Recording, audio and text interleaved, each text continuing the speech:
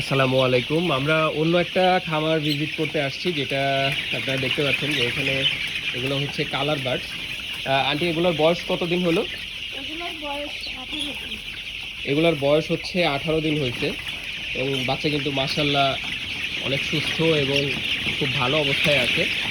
আরেকটা ব্যাপার হচ্ছে, সকালে এই খামারে এসে যেটা জানলাম যে চাচি হচ্ছে এই যে লিটার অবস্থা দেখতেছেন ঝরঝরা, এটার জন্য কিন্তু এই আন্টি হচ্ছে লিটার সকাল থেকে এ পর্যন্ত 3বার অলরেডি চালা হয়ে গেছে লিটার।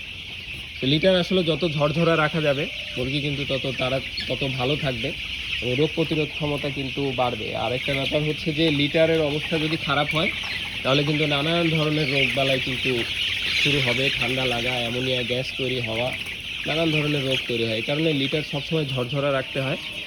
আর মুরগিগুলো খুব দেখতেও সুন্দর লাগতেছে এবং হচ্ছে সুস্থ, দেখে খুব সুস্থ মনে হচ্ছে আলহামদুলিল্লাহ।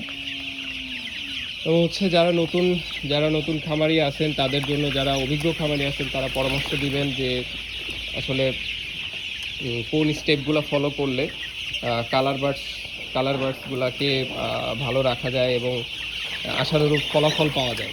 ধন্যবাদ।